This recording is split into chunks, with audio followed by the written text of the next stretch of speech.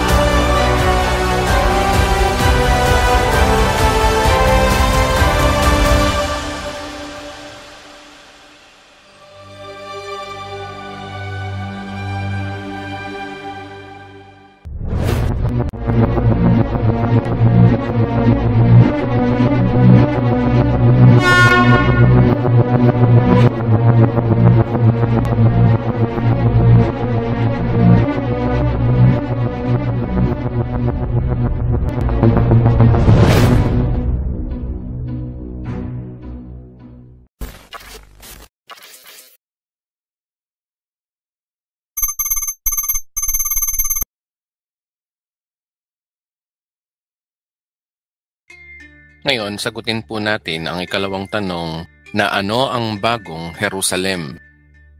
Kaya simulan na nating basahin ang verse 9. Verse 9. Ang isa sa 7 anghel na may dalang 7 mangkok na puno ng 7 huling salot ay lumapit sa akin. Ang sabi niya, "Halika at ipapakita ko sa iyo ang babaeng mapapangasawa ng kordero." Sa verse na yan, nabanggit yung babaeng ikakasal. Maganda siguro kung tingnan natin na original translation, which is yung King James. Verse 9, "And there came unto me of the 7 angels which had 7 vials, full of the 7 last plagues, and talked with me, saying, Come here, I will show you the bride, the Lamb's wife." Sa verse na yan, first time nabanggit sa Bible ang salitang Lamb's wife o asawa ng kordero. Sabi diyan, "I will show you the bride." Sino daw yung bride? Ang sabi diyan, the Lamb's wife. At yung Lamb's wife na ito ay yung the bride of Christ. Meaning, ang the bride of Christ dito ay tinatawag na Lamb's wife or Christ's wives. Ano ba ang pagkakaiba ng bride of Christ sa wife of Christ? Well, sa ating pag-aaral, ang pagkakaiba nila ay dispensation. Halimbawa, sa pag-aasawa dito sa lupa, kapag sinabing bride, siya yung girlfriend or fiancé ng lalaking ikakasal pa lang o a-attend pa lang ng kanilang wedding ceremony. At kapag natapos na ang kasal, ang tawag na sa nobyang babae ay wife or asawa. Dahil pagkatapos ng kasal, idedeklara ng officiating minister ang salitang, "I pronounce you husband and wife." Ang pag-aasawa ay pagsasama ng babae at lalaki bilang magkabiyak at sila ay magiging isa habang buhay. Ngayon, ganun din ang istorya ng mga mananampalataya sa Biblia. It is a matter of dispensation. Sa panahon mula rapture, 7 years in heaven, second coming of Christ, millennial kingdom at final judgment, ang mga dispensation na ito, ang church ay tinatawag na the bride of Christ. Ito ay isang metaphor na sinasabi mismo ng Biblia. Ngunit this time, sa panahon ng simula ng dispensation of eternity, inihahalin tulad na ang church sa babaeng asawa ni Kristo. Kung ang literal na babae at lalaki, after the wedding, nagsisimula na silang magsama habang buhay, ganun din si Kristo at ang church. Magsisimula na silang magsama sa buhay na walang hanggan. Ito ay pagsasama ng forever, walang katapusan. Walang katapusan bilang mag-asawa ayon sa verse na yan. Ito ay isang metaphor o magandang halimbawa kung papaano inilalarawan ng Diyos ang buhay Kristiyano sa eternity. Kung ang church o yung mga naligtas na glorified body ay yung sumisimbolo sa pagiging asawa ni Kristo, meaning napaka-espesyal na nilalang natin sa eternity. Para tayong reyna kung saan si Kristo ang hari sa buhay na walang hanggan. Ganyan po tayo inilalarawan ng Diyos ayon sa kanyang Biblia. No wonder kung bakit ang mga glorified body saints o ang church ay ang pinaka-primary sa lahat ng nilalang sa sansinukob during eternity. Sa panahon ng buhay na walang hanggan, sa panahon na bagong planeta, bagong mundo, o bagong earth. Pahayag chapter 21 verse 10, napasailalim ako ng kapangyarihan ng Espiritu at ako'y dinala ng anghel sa ibabaw ng isang napakataas na bundok. Ipinakita niya sa akin ang bagong Jerusalem, ang banal na lungsod, na bumababa mula sa langit buwat sa Diyos. Ayon sa verse na to, sinasabi ng anghel kay Juan na ipapakita daw niya ang Bride of Christ. Pagdating naman ng verse 10, ang Bride of Christ pala ay isang lungsod, ang bagong Jerusalem, na bumababa mula sa langit. Ang Bride of Christ dito ay yung mga naninirahan sa lungsod, yung mga taong naligtas bago ang dispensation ng millennium, na makakasamang maghari ni Kristo sa lumang earth na nagunaw sa loob ng 1,000 taon. Kaya malinaw diyan na yung New Jerusalem ay yung church mismo, yung Bride of Christ mismo. Ang pangalan ng syudad ay New Jerusalem at ang nakatira sa syudad ay yung Bride of Christ o yung mga glorified body saints. Sa verse na ito, pinapakita yung ating final destination bago magsimula ang eternity sa bagong planeta. Yung tahanan ng Diyos, which is yung paradise o yung ikatlong langit, ay magiging visible na mismo sa mata ng tao during eternity. Ito ay greatest event in the world history na makikita ng lahat ng tao na bababa yung bagong Jerusalem mula sa outer space, pababa sa bagong planeta.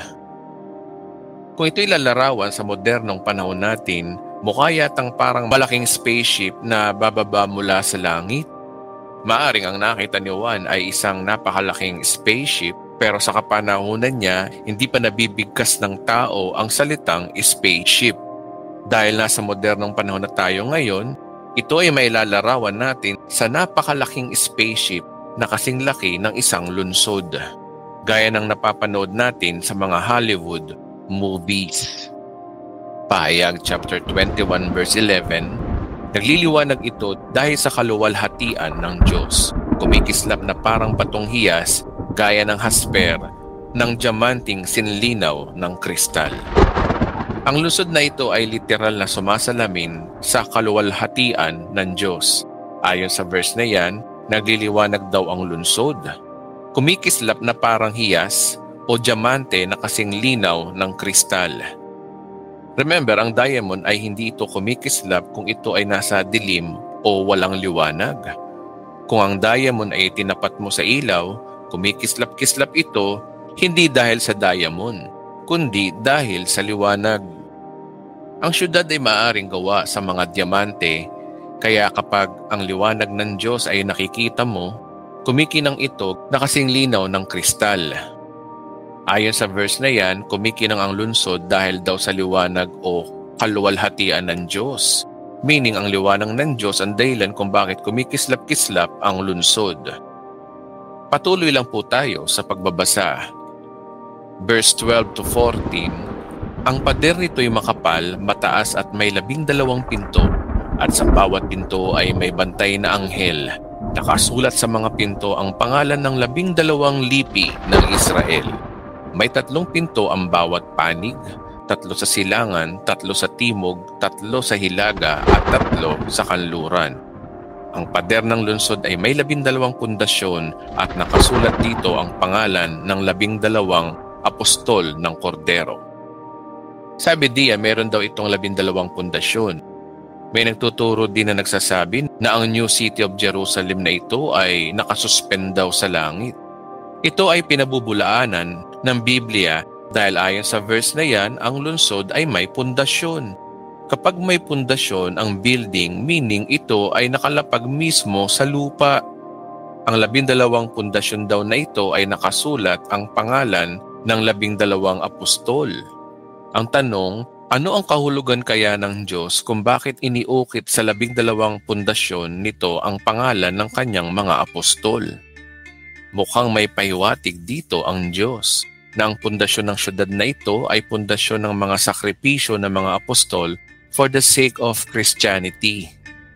Wherein ito nga yung sinasabi ni Apostol Pablo na ang church ay naitayo sa 12 pundasyon ng mga apostol. Babasahin natin ang sinulat ni Apostol Pablo sa Ephesians chapter 2 verse 19 to 20.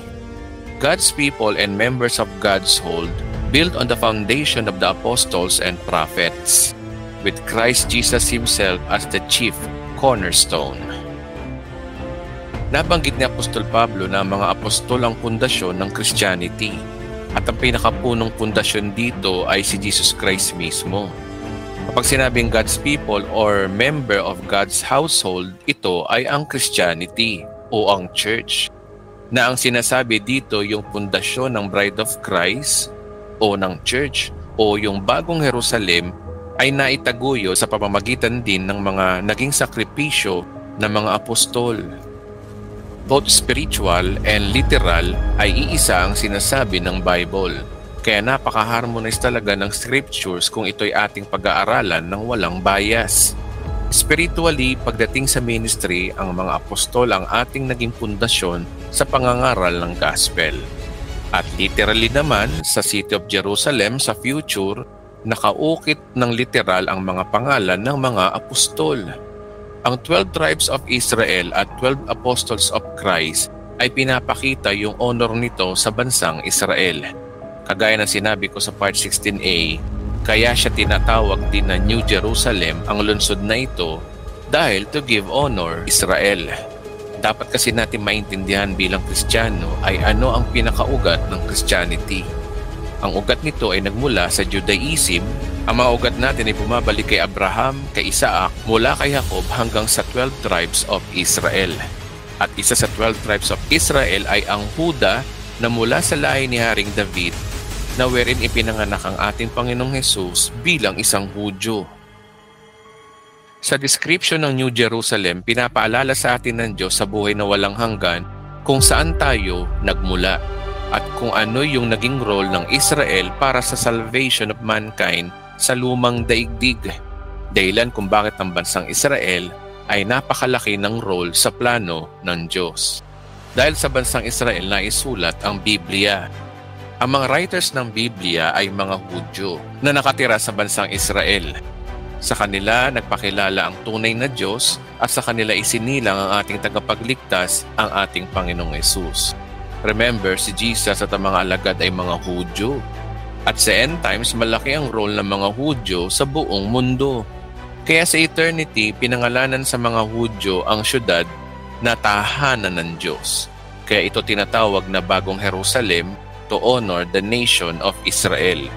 Dahilan kung bakit ang 12 pintuan o gates of New Jerusalem ay pinangalan sa 12 tribes of Israel at 12 foundations nito ay pinangalan sa 12 Christ apostles. Halimbawa, dito sa Pilipinas, ang mga gusali o mga kali ay minsan pinapangalan sa mga bayani ng bansa o kaya sa dating gobernador o dating mayor o dating barangay captain ang isang gusali o isang kalye. Ganon din sa eternity, ang mga pintuan o gates ay pinangalan sa 12 tribes of Israel. Ang mga pundasyon ay pinangalan sa mga apostol at ang syudad ay ipinangalan sa Jerusalem. Para ipaalala ng Diyos sa atin sa eternity na dito tayo nagsimula, ang mga taong ito ay ginamit ng Diyos para madala tayo sa eternity. Lahat ng ito ay para parangalan ang Israel sa eternity. Dahil ang oras ay dilipas at dilipas ang bilyong-bilyong taon para hindi natin makalimutan, iniukit ang kanilang pangalan sa pintuan ng pundasyon ng syudad na ito. Pinapaalala sa atin, maliban sa ating Panginoong Hesus, ay kung sino pa yung mga man of God na ginamit para tayo ay makarating sa eternity. It is a matter of remembrance. Bakit New Jerusalem ang pangalan ng city, kung bakit names ng 12 tribes of Israel ang pangalan ng bawat gates, at kung bakit ang pangalan ng apostol ay nakasulat sa pundasyon ng syudad. Ganun lang po kasimple po yung mga kababayan, just for remembrance. Sa pagitan ng bansang Israel at ang iglesia ay may lugar talaga sa New Jerusalem in a sense na pinapakita dito yung pagkakaisa ng two covenant groups, ang Old Testament at New Testament. Ibig sabihin ng mga Old Testament saints at mga New Testament saints ay sama-sama maninirahan sa loob ng syudad na ito. Forever, sa buhay na walang hanggan.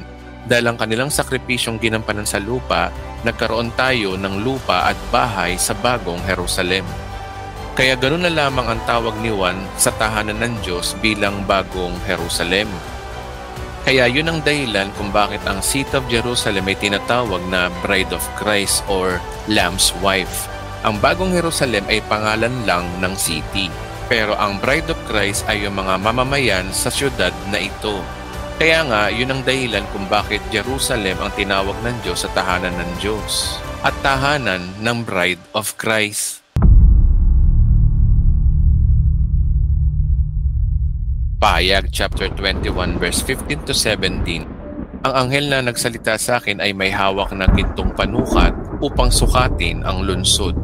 Ganun din ang pinto at ang pader. Parisukat ang ayos ng lunsod. Kung ano ang haba, ganun din ang luwang. Sinukat ng anghel ang lunsod at lumalabas na ang sukat ng lunsod ay 2,400 kilometro ang haba at ang luwang. Ganun din ang taas.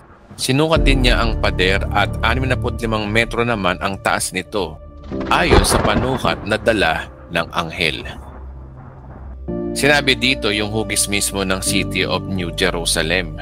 Hindi po siya rectangle kundi square or parisukat.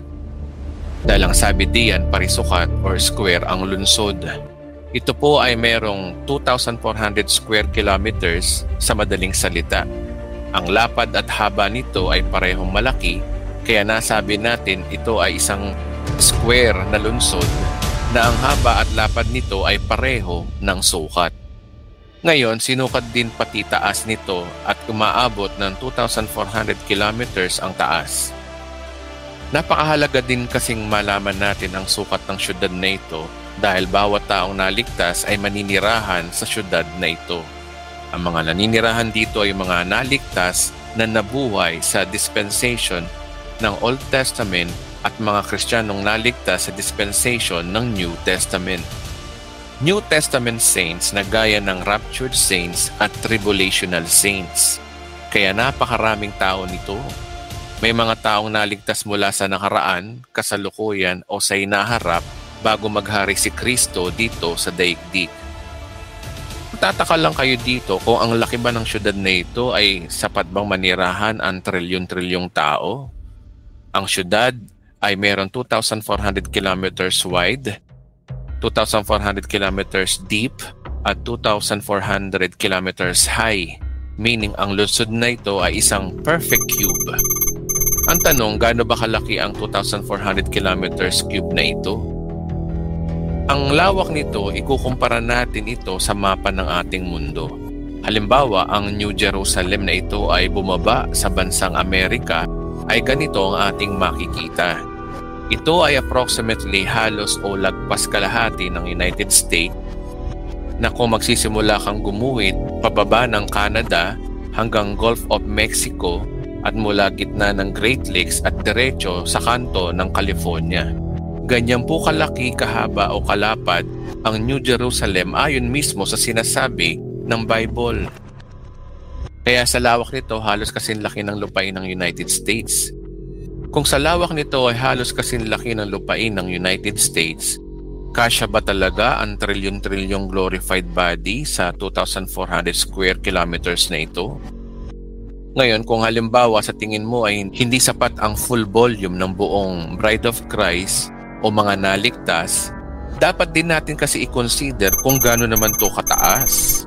Kung babasahin muli natin ang Biblia sa verse 16, parisukat ang ayos ng lunsod, kung ano ang haba, ganun din ang luwang. Sinukat ng anghel ang lunsod at ang lumabas na sukat ay 2,400 kilometers ang haba at ang luwang Gayon din ang taas. Sabi diyan, parisukat talaga ang lungsod, 2,400 kilometers ang haba, pati yung taas mismo. Ngayon, gaano ba kataas ang 2,400 kilometers? Ito ay aabot sa 7,874,16 feet. Ang basic taas ng lipad ng eroplano ay umaabot ng 25,000 feet. At ang pinakamataas na bundok sa buong mundo ay ang Mount Everest. Ito ay merong 8,848 meters or 29,029 feet. Ang taas ng Mount Everest ay walang-wala pa sa kalingkingan ng New Jerusalem. Dahil ang New Jerusalem ay may taas na 2,400 na kilometro or 7.8 million feet. Kaya ang taas nito ay aabot sa outer space, kasing taas mismo ng mga dinadaanan ng satellites. Hindi po ito pantasya kundi ito isang katotohanan na Bible na mismo ang may sabi. Kaya kung titingnan ang New Jerusalem na ito na bumababa sa ating kasalukuyang mundo ngayon, ganito ang magiging itsura sa pagitan ng New Jerusalem at ng ating mundo. Pero naniniwala ako sa bagong planeta na ito ay mas malaki kaysa sa ating mundo ngayon. Kagaya ng sinabi ko sa part 16a, ang mga exoplanets na kagaya ng mga Kepler's planet at Gliese planet na natuklasan ng mga sayentipiko ay mas malaki pa sa planet Earth. Sila ay nasa habitable zone at pwedeng tirhan ng tao, pero ito ay mas malaki pa sa kasalukuyang mundo natin ngayon. Kaya naniniwala ako na mas malaki ang bagong mundo. Kaya sa aking palagay, ganito ang magiging itsura ng bagong Jerusalem sa bagong planeta. So kung ganito kataas ang building na ito, hindi ito malaking problema dahil sa ating natural na katawang glorified bodies. Kayang-kaya na nating umakyat kahit walang elevator sa pamamagitan ng teleportation. Ngayon, kung ikaw ay mahilig sa mathematics, ayon sa ilang Bible scholars, ang syudad ay may kakayanang manirahan na may lawak na 3,375,000,000 cubic miles. Kung i-imagine mo yung 3,375,000,000 cubic miles, kasyang-kasya dito yung mga mansyon ng bawat tao na ligtas na hindi kayang arukin ng ating pag-iisip. So ilang palapag kaya meron ito na may lawak na 2,400 square kilometers? Kaya yung mga trilyon-trilyong glorified bodies o immortal na tao mula sa bawat lipi at wika at bansa ay maninirahan dito. Ito ay isang kahanga-hanga na sa mga oras na ito, wala pang Hollywood movies ang nakakagawa ng ganitong perfect gigantic cubical city na nakapatong sa buong mundo. Nalagpas outer space na ang pinakatuktok nito ay halos 7.8 million feet ang taas. Ngayon, isa pang tanong dito, magtataka kayo, bakit kaya ginawa ito ng Diyos na isang perfect gigantic cube? Well, naniniwala ako na dinisenyo ito ng Diyos at kinuha ang idea during Old Testament times.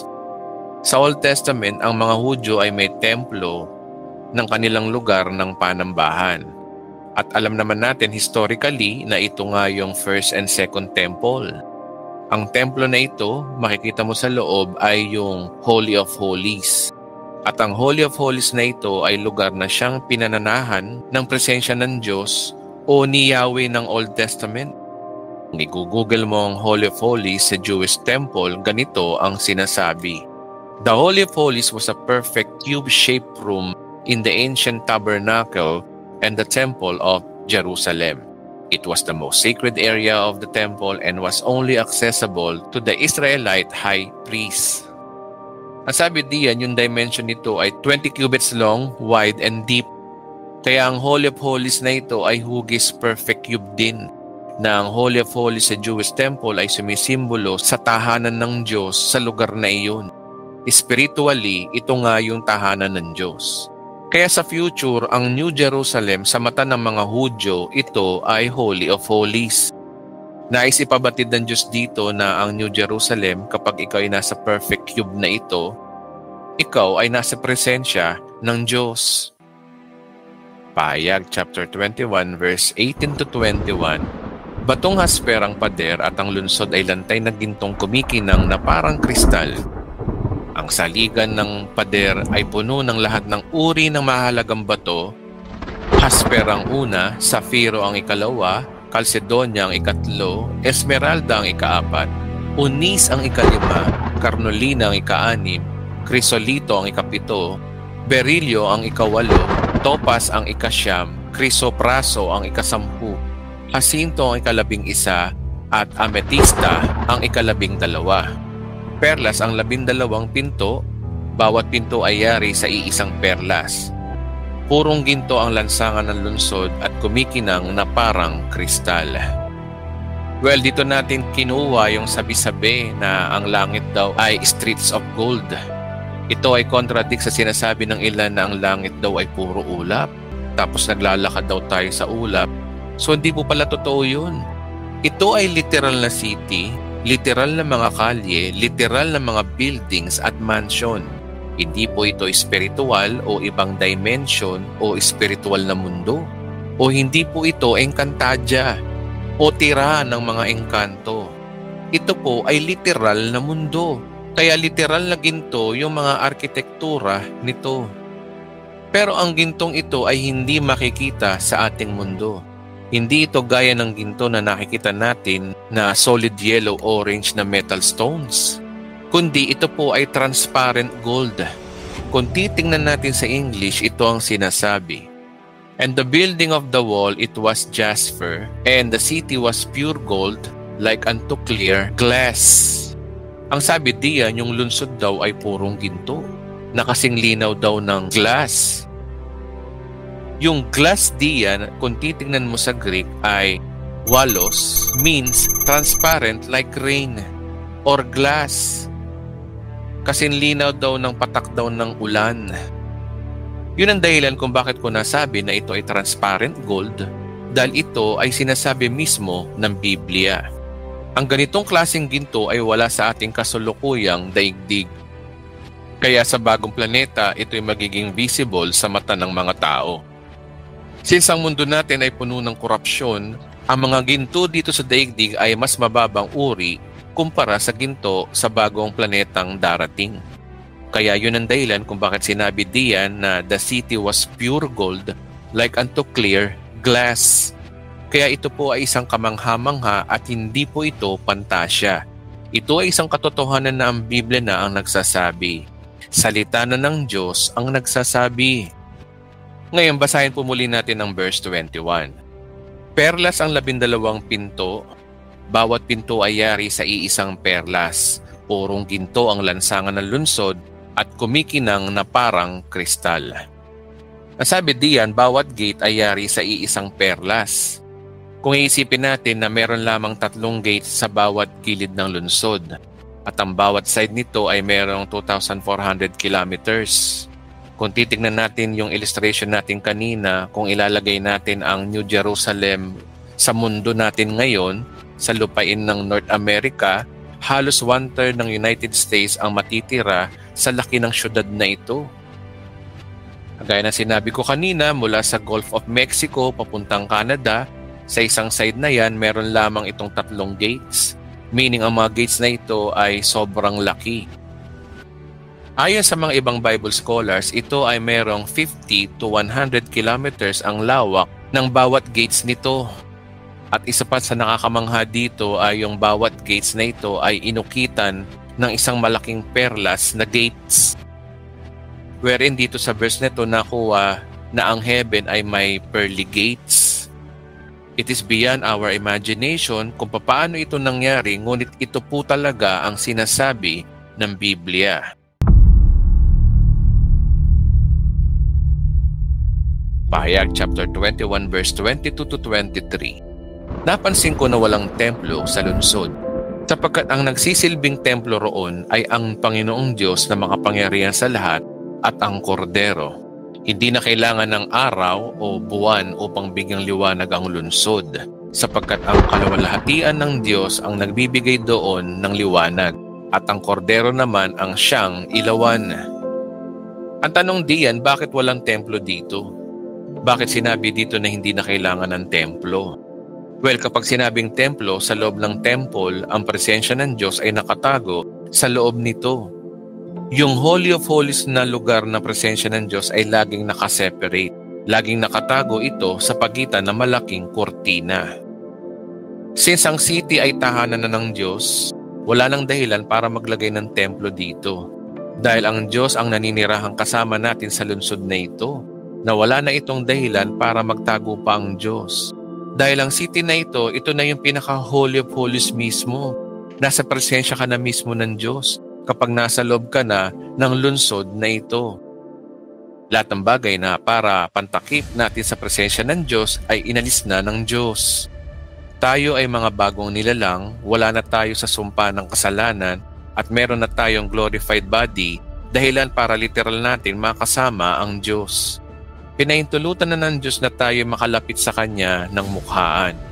Physically na natin makakausap ang Diyos, mahahawakan ang Diyos, at makakausap na natin siya ng harapan. Kaya ang resulta, yung lungsod mismo ang pinakatemplo ng Diyos. Kaya nga ang lungsod ay perfect cube dahil kapareho nito ay yung Holy of Holies sa Jewish temple. Hindi na mangangailangan ng liwanag. Bakit? Dahil ang kaluwalhatian ng Diyos ang magbibigay ng lahat ng literal na liwanag na kailangan natin. Di na kailangan ng araw, buwan, pangtanglaw sa bagong daigdig. Kundi yung Diyos na mismo o yung kumikinang na lungsod na dito mismo ang magtatanglaw sa buong daigdig. Ang lahat ng ito ay katotohanan na sinasabi ng Biblia, na sinasabi mismo ng Book of Revelation. Alam kong mahirap po itong paniwalaan at sasabihin na ito ay pantasya, pero ito mismo ang sinasabi ng Biblia. Ngayon, balikan uli natin ang mga tanong. Ano ba ang nangyari pagkatapos magunaw ang mundo? At ito ay nasagot na natin sa part 16a. Ngayon, ano ang bagong Jerusalem? Well, marami nagtuturo ng Biblia na sa langit daw tayo pupunta sa buhay na walang hanggan. Pero sa content na ito, ayon sa Bible na hindi sa langit ang punta natin sa eternity, kundi sa bagong planeta at bagong Jerusalem. Dahil yung syudad mismo mula sa langit ay bababa papuntang lupa. Kaya ang bagong planeta ang punta natin sa eternity, hindi sa langit. Sa madaling salita, ang big idea dito, hindi po tayo sa langit pupunta, kundi sa bagong planeta. Ngayon, ang ikatlong tanong, lahat ba ng tao sa bagong langit at bagong lupa ay glorified body? Abangan po natin ang kasagutan na ito sa huling episode ng Katapusan ng Mundo series, ang part 16c.